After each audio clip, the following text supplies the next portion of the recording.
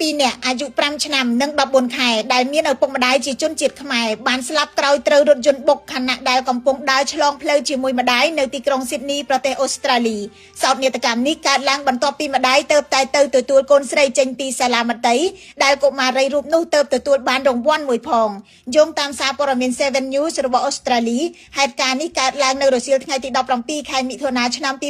2026នៅតំបន់កាប្រាម៉ាតានៃទីក្រុងស៊ីដនីប្រទេសអូស្ត្រាលីជនរងគ្រោះគឺកុមារី Catherine អាយុ5ឆ្នាំនិងប្អូនប្រុសឈ្មោះ Harry អាយុទៅ14ខែ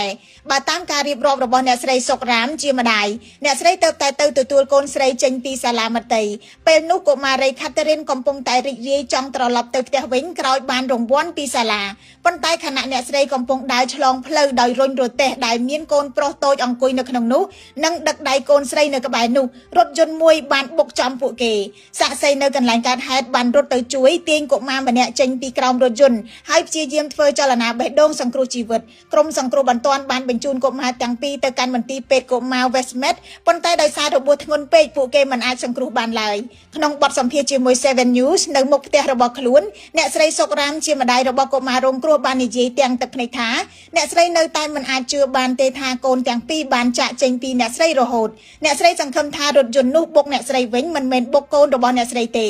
បើទោះបីជាបាត់បង់កូនទាំងពីរក្នុងពេលតែមួយក៏ដោយក៏ឪពុកម្ដាយទាំងពីរបានប្រកាសថាពួកគេអភ័យទោសឲ្យអ្នកបើកបររថយន្តរួចហើយលោកថាវុនឌីជាឪពុកបាននិយាយថាការបន្ទោសអ្នកបើកបរមិនអាចឲ្យកូនរបស់លោកត្រឡប់មកវិញបានឡើយប៉ូលីសអូស្ត្រាលីបានឃាត់ខ្លួនអ្នកបើកបររថយន្តនោះអាយុ56ឆ្នាំទៅតាមនីតិវិធីប៉ុន្តែក្រោយមកបានសម្រេចឲ្យនៅក្រៅឃុំបណ្ដោះអាសន្នខណៈដែលការស៊ើបអង្កេតរកមូលហេតុនៃគ្រោះថ្នាក់នេះកំពុងបន្ត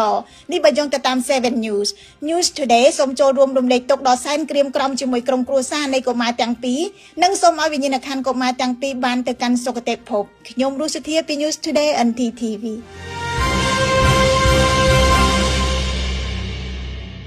GAC គឺជារថ